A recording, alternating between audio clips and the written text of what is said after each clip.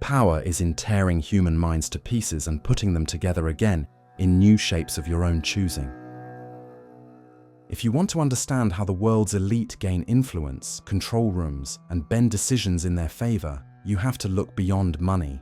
The real weapon of the 1% isn't wealth, it's manipulation. For centuries, power has belonged not to the loudest, but to those who can pull strings quietly, steer people without being noticed, and use perception as their greatest tool. Niccolo Machiavelli mapped these principles 500 years ago, and today they're alive in boardrooms, politics, and every arena where power is at stake. The truth is, most people give away their leverage without even realizing it. Oversharing, chasing approval, letting emotions dictate their words. The elite don't make those mistakes. In this video, you'll learn the 5 Machiavellian skills that separate those who are controlled from those who do the controlling. Stay to the end. The final skill is the one most people fail to master, and it's also the one that silently destroys their influence.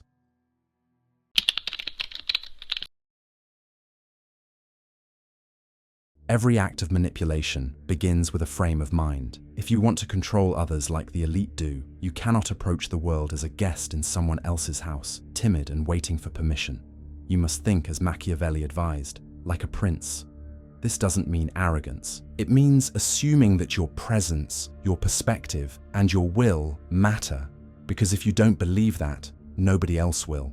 The majority of people communicate from a place of insecurity. They soften their opinions with qualifiers, they apologize for existing, and they look for approval before they speak. This is the mindset of the servant, not the sovereign. A servant asks, "Is it okay if I share my idea?" A prince declares, "Here is the direction we should take." The difference is not just in the words, but in the underlying belief. The prince assumes his view carries weight, the servant assumes his does not. When the 1% elite manipulate, they don't wait to be invited to the table. They enter assuming the table was built for them. That assumption changes everything. It changes body language, tone, and especially the way others respond. People are drawn to certainty, not hesitation. When you speak as if you already have authority, others unconsciously begin to treat you as if you do. This is where Machiavelli's genius lies. He wrote that fortune favors those bold enough to claim space. Leaders are not born, they are recognized because they act with conviction. If you believe you must always remain smaller, quieter, or less certain, then you train others to see you that way. But if you step into conversations with the quiet mindset of a ruler, not needing to shout, not needing to prove, simply embodying certainty, you create the perception that you are already in command. The practical side of this is simple, but not easy. Stop qualifying your statements. Eliminate the constant "I think" or "I feel." Everyone knows you are thinking and feeling. What they need is direction. Instead of "I think this might be the right move," say, "The best move forward is this." Instead of "I feel like this could work," say, "Here's the strategy that will get us results." Small linguistic shifts anchor a princely mindset. Manipulation starts here. If you communicate like a subordinate, you'll always remain one. If you communicate like a prince, people begin to see you as someone worth following. The elite know this. They don't wait for the world to hand them permission to lead. They enter every room with the mindset that leadership is already theirs, and they speak accordingly.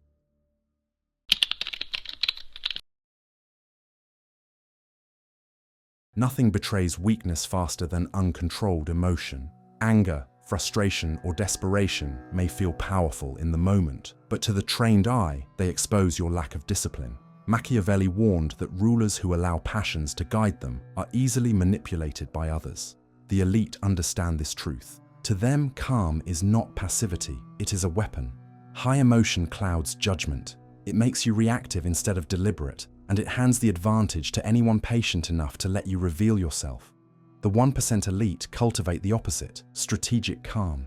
They can face insult, resistance, even betrayal, and still respond with measured control. This composure is not natural, it is trained, and it is precisely what makes their influence so dangerous. Think of emotion like a leash. Whoever tugs it controls you.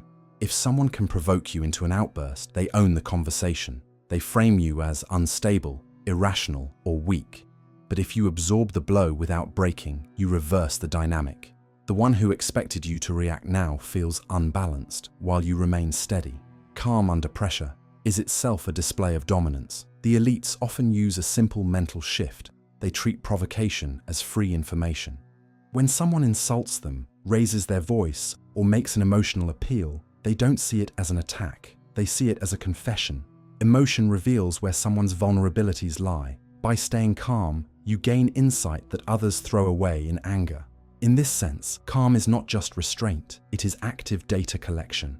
Machiavelli compared fortune to a storm that crushes those who stand rigid, but bends around those who remain flexible. Be like the blade of grass, not the toothpick. The grass bends, lets the weight pass, and returns upright. The toothpick snaps. Strategic calm is the ability to bend without breaking, to let the force of others pass through you while conserving your strength for the decisive strike. Practically, this requires discipline. Before reacting, breathe. Let silence work in your favor. Redirect the conversation with a question rather than a defense. For example, instead of snapping back when challenged, respond with, "What evidence leads you to that conclusion?" Suddenly, the pressure shifts. You are no longer the one being tested, you are the one testing them. Leaders who lose control of their emotions lose control of perception. And in the Machiavellian world of influence, perception is reality. Strategic calm ensures that reality bends in your favor. The 1% elite know that rage and panic are luxuries the powerful cannot afford. They reserve their emotions for private moments, never public displays. What the world sees is composure, calculation, and quiet strength. This calm disarms enemies, reassures allies, and convinces everyone watching that nothing can shake their authority. To manipulate effectively, master this art. Never let emotion dictate your response. Let others bleed their credibility through passion. You, by contrast, remain untouchable, calm, calculating, and in control.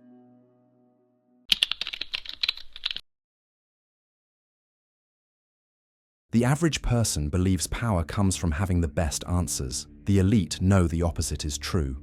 Power comes from asking the right questions. Machiavelli understood that leadership is not about showing brilliance in every detail, but about guiding others to reveal their weaknesses, their assumptions, and their desires. Questions are the strings with which the puppeteer controls the stage. Most people enter conversations eager to display knowledge. They flood the room with facts, opinions, and solutions, thinking this makes them appear intelligent. In reality, they expose themselves. The more they say, the more ammunition they give others to resist or dismantle their arguments. The 1% elite rarely fall into this trap. They speak less, but when they do, they ask questions that direct the flow of discussion. A well-placed question has 3 effects. First, it frames the problem. By deciding which questions are asked, you decide what the conversation is about. Second, it forces others to do the work. Instead of you proving your point, they exhaust themselves justifying theirs. Third, it reveals information. People expose their motives, their fears, and their blind spots when they answer questions, often without realizing it. Think of the metaphor of the tangled necklace. The problem before you is a knot of confusion. Most people try to pull it apart by force, getting more tangled. The question master approaches differently. Each question is a gentle tug, pulling one thread after another until the core knot is revealed. Once the knot is visible, the solution is obvious. By asking the right questions, you untangle what others cannot, and you are seen as the one who solved the problem, even though you only guided the process. Practical examples. Instead of asking, "What do you think?" ask, "What data supports this?" You shift the focus from opinion to evidence. Instead of asking, "Can we fix this?" ask, "What would it take to ensure this never happens again?" You frame the solution in long-term terms, not temporary patches. Instead of asking, "How's it going?" ask, "What is the biggest obstacle right now?" You cut through surface talk and expose the real issue. Notice how each question redefines the scope of the conversation. This is not curiosity, it is control. You determine the ground on which the battle is fought. Machiavelli would call this invisible authority. You appear humble, merely seeking to understand. Yet in truth, you are steering thought, reshaping priorities, and forcing others to reveal what they would have hidden. The one who asks questions controls the map. The one who only answers is already lost in someone else's territory. The elites practice this skill relentlessly. They enter rooms not to show what they know, but to discover what others will admit under the gentle pressure of questions. Each answer gives them leverage. Each silence exposes weakness. By the end of the conversation, they know more, appear wiser, and still preserve the aura of authority, all without revealing much of themselves.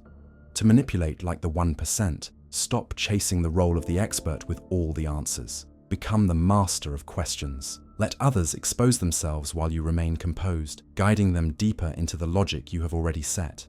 In the game of power, the one who asks the questions already controls the outcome.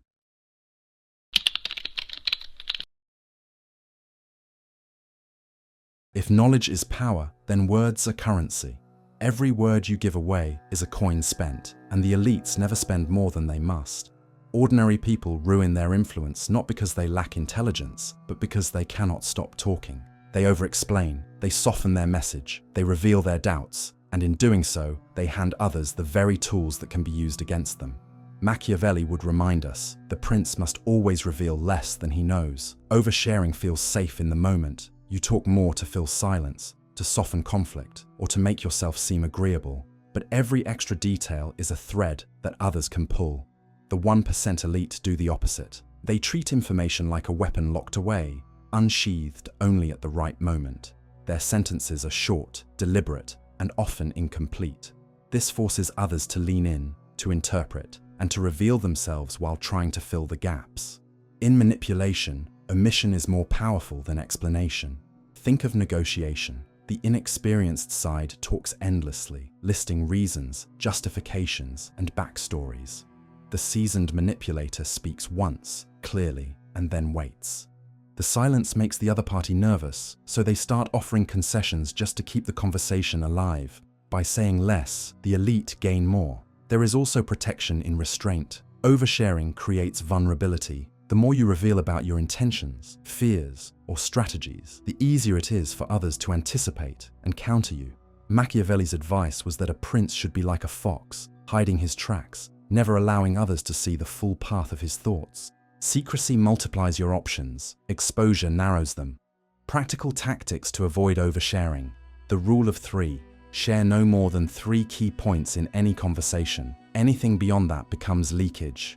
Buffer phrases. When pressed for detail, redirect with, "Let's revisit that after I have the full numbers," or "We'll explore that in due time." This buys space without surrendering control. End with finality. State your message once, directly, then stop. Resist the urge to circle the runway and repeat yourself. Confidence is not proven by how much you say, but by how little you need to. The most manipulative figures in history rarely gave long speeches. They gave clear orders or subtle suggestions and let others amplify them. The power lay not in endless words, but in the silence that followed. To manipulate like the 1%, master the art of subtraction. Speak with precision, conceal more than you reveal, and let curiosity and uncertainty work for you. When you stop oversharing, you stop giving away leverage, and in that silence, you create the aura of someone who knows more than they ever say, the very essence of authority.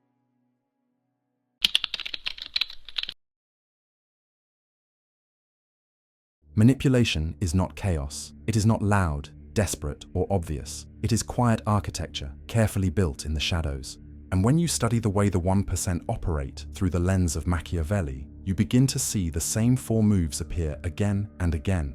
This is how the 1% elite manipulate, not through shouting, not through displays of wealth, but through precision. They conserve their energy, shape perception, and quietly pull the strings while the rest of the world fights for applause. Machiavelli's warning is timeless. Power belongs not to those who demand attention, but to those who control outcomes.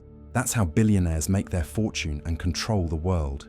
So here's the choice. You can keep communicating like everyone else, oversharing, apologizing, letting emotion dictate your presence. Or you can begin to apply these 5 Machiavellian skills, step into the role of a strategist, and start bending situations in your favor. If you master them, you will not just survive in rooms of power, you will command them. And if you're ready to go deeper into these strategies, watch the next video on screen now. Because once you understand how the elite manipulate, the only question left is, will you stay controlled, or will you become the one pulling the strings?